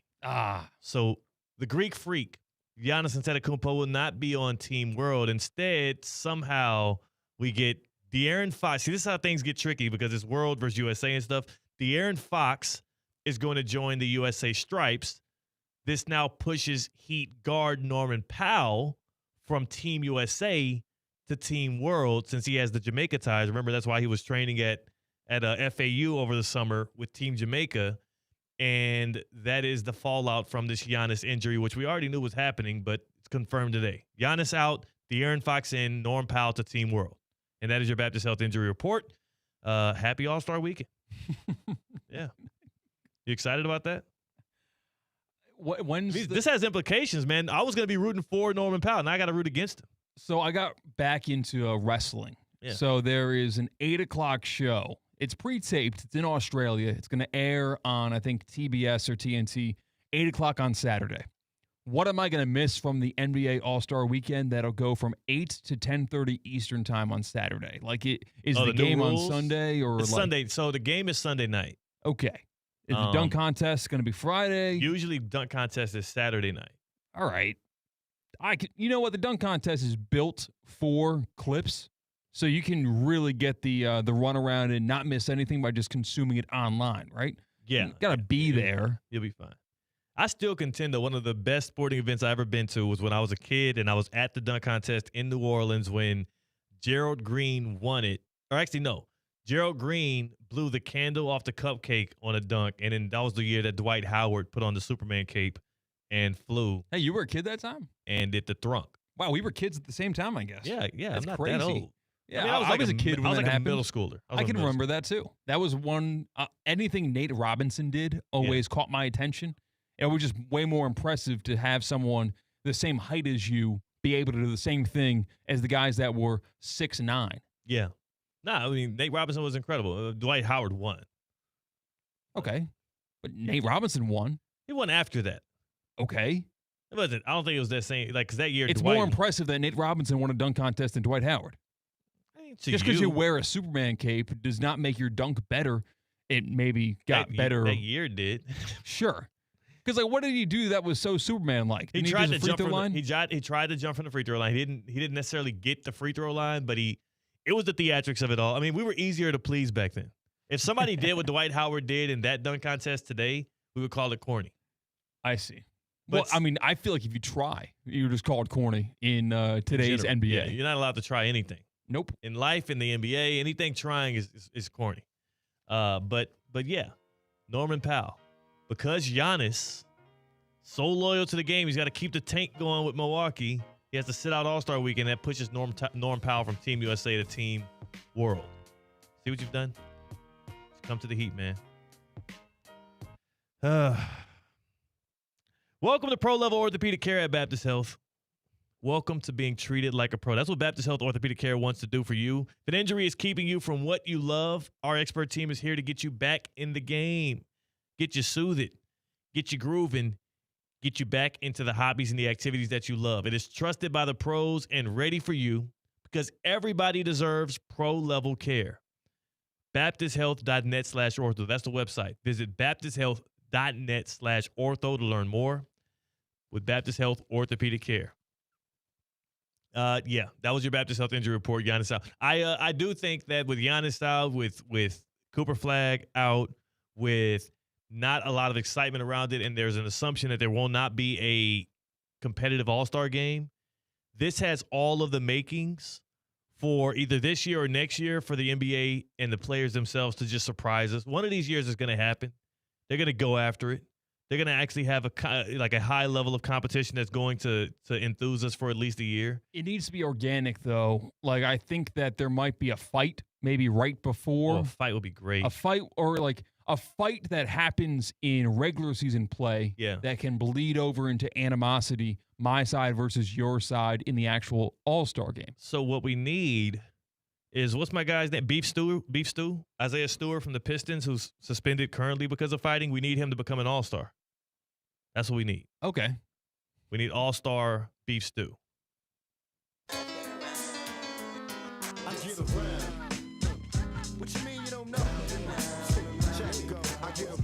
Beef Stew, perfect nickname for him. He's a beefy dude. He gets into a lot of beefs, and his last name is Stewart. So, it's worked out. Next stop. Let's go to L.A. Like, that's where the NBA All-Star Weekend's going to take place in a couple of days. Yeah. That's also where UCLA is. That's the LA and UCLA. Oh, and they got a good Deshaun Foster. They've got a good basketball coach there, Mick Cronin. Mick Cronin realized there was heavy foot traffic this time of the year and was kind of confused. And someone told him, oh, it's the NBA All-Star Weekend. And he said, okay, I'm going to tell my assistant coach to do this when he's talking to scouts that are in town. Find me the biggest, nastiest vodka drinking Eastern European you can. That's what I tell Yogi's meeting all these agents from all over the world are coming in, I guess. Mm-hmm. Just find some guy that used to like wrestle bears in Lithuania or something. Wrestle bears in Lithuania? Dominate a bottle of vodka? That's what Mick Cronin wants on his roster now that we're seeing guys that are way too old to be playing college hoops on college rosters. Yeah. Any problem with that? No, because them's the rules right now. Also, if the guy is not good enough to play in the NBA, I am not going to cry over the fact that they are on a college basketball roster. I haven't gotten to that point yet. Until a dominant player, a really good player, is playing college basketball when they should be playing in the pros, then I'll get up in arms. These role players that everybody's like, oh my gosh, how could you let them into our league? Yeah, they're going to lose. They're going to get bounced in the first round of the tournament just like you, so stop sweating. Next stop, we're going to Miami Gardens, who we learned over Super Bowl weekend quietly that the Dolphins are going to move on from Tua. Wow. Whether it be through cutting him, whether it be the preferred route, which is trading him, getting something for him, Tua Tagovailoa will likely not be the quarterback for the Dolphins next year, which, 3 months ago, that was not all guaranteed. The guys at the Le Batard show were kicking around the best possible options for Dolphins QB1 in 2026. Option A. I think the clubhouse leader is Malik Willis. Yeah. Bring him over from Green Bay because the staffers from Green Bay and the general manager, the head coach, they had some success with Malik Willis, which is, grading on a curve, I would say, because Malik Willis is considered to be good because of what people's expectations are of him. Right. And sometimes he surprises people by not being terrible. Well, the only thing that happens with Malik Willis post-draft is that every time Jordan Love goes down, they don't expect anything at all from the Packers, and then the Packers put up 17 points. So that's option A, Malik Willis. Theo, you nodded your head when you heard that option. Yeah, Packers South. How about this option? Kyler Murray would interest me, but please tell me what you're putting around him because I don't know what the Dolphin plan is right now in terms of people they have that anybody else in the league would want. They have like 4 of them maximum. Kyler Murray, Malik Willis, what option first is most likely in Miami next year? Malik Willis is most likely. Kyler Murray doesn't make any sense logistically because the Cardinals are trying to get rid of Murray. The Dolphins are trying to get rid of Tua. And neither team is going to get rid of their problem quarterback to take on another problem quarterback. So are you telling me the Dolphins and the Cardinals both trade Tua and Kyler for one another? That just would it wouldn't even make sense. I don't think it'd be a swap. I think they would each dispatch of their problem quarterback to both somebody else. Them, yeah. And then the Dolphins pick up trade. Kyler. You just do it in a different way. Tua's not getting traded. Tua's not getting traded. Nobody's going to trade for Tua. Sorry. He's getting cut. I actually think it's a good trade destination or at least an acquisition destination. It's where our next stop is in the get-around, Pittsburgh, Pennsylvania. They've won Super Bowls in Pittsburgh, Pennsylvania. They have, technically. Not the people currently there, but yes. Quarterback Big Ben Roethlisberger won a Super Bowl with Joey Porter on his team. Joey Porter, during Super Bowl Media Week Radio Row, had this to say about his Super Bowl winning QB1. Then 7 definitely broke the brotherhood because, that's the one I don't understand. The 7 dude that we don't talk about. I know. is crazy. Like out of anybody should talk, he should never grab a microphone and really talk Steeler business. Yeah. Because if we talking Steeler business, his ass is foul of all foul. Like the that he's did is foul of all foul. He's not a good teammate. There's more to that there, and we had to cut it on based on time. Yeah. That surprised you that a former teammate of Big Ben Roethlisberger, who won a Super Bowl together, spoke so negatively about him. It does not surprise me only because I have seen through other interviews of other Steeler former players and greats, either they stray from talking about Ben Roethlisberger or they're a little bit coded in which he did it. He was a little bit more authentic about it. You did see in the comments on Instagram, this was posted, obviously, and there were a bunch of former teammates of Ben Roethlisberger saying, amen. Yes. Finally, somebody said it. I think I saw Mason Rudolph saying in there, too. Bruh, but Big Ben, it's been widely known for quite some time, even by Steelers fans and by the the NFL public. Not a great dude. Not good people. And for his former teammates to also say he's not a good teammate, it is just further pushing that forward. So I don't think it'll impact his Hall of Fame candidacy because I don't think the voters and the media care as much about that. But definitively not a good dude, and it's refreshing to see somebody who won a championship say that about him. If he was just a bad football player, they would have his back. Like Chris Canty has Eli Manning's back, not saying Eli's bad. But they won a Super Bowl together. Go in love, go in peace, go in joy. Welcome into the Kaiser Sports Update. I'm Kate Shumfland. Tell me if you've heard this one before. Number 1, men's swimming and diving claims